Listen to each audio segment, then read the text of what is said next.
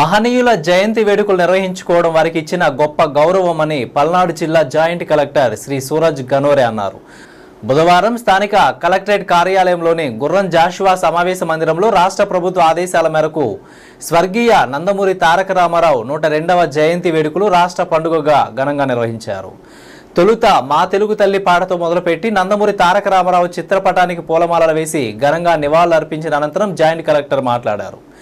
మహనీయులు చేసిన పనులు పాఠాలుగా అందరూ నేర్చుకోవాలన్నారు. పాలనలో ఎన్నో మార్పులు చేశారు, తద్వారా ఇప్పుడు లబ్ధి చేకూరుతున్నాయని అన్నారు. మండల వ్యవస్థను ప్రవేశపెట్టారు. కారణం అప్పుడు అధికారుల పరిధి ఎక్కువగా ఉండేది. దానిని డీసెంట్రలైజేషన్ చేయడం ద్వారా ప్రజలకు అందించే సేవల మరింత మెరుగుకు అవకాశం ఏర్పడిందన్నారు. వృద్ధులకు, వికలాంగులకు, వితంతువులకు పెన్షన్ అవకాశం కల్పించారన్నారు. పేదల కడుపు నింపేందుకు కిలో ₹2 బియ్యం పథకం ప్రవేశపెట్టారని అన్నారు.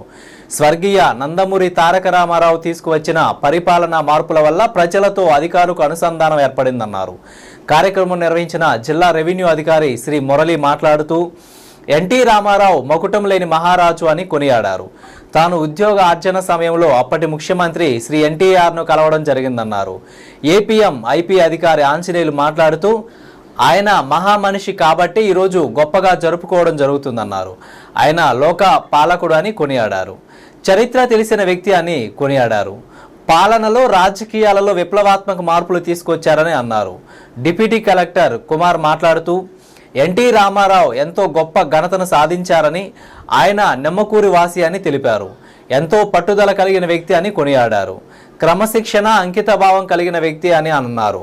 కార్యక్రమంలో విద్యార్థినులు ప్రదర్శించిన సాంప్రదాయ నృత్యం ఆహుతులను అలరించింది.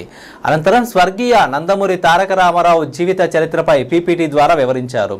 ఈ కార్యక్రమంలో రెవెన్యూ డివిజనల్ అధికారిని మధులత, జిల్లా అధికారులు తదితరులు పాల్గొన్నారు.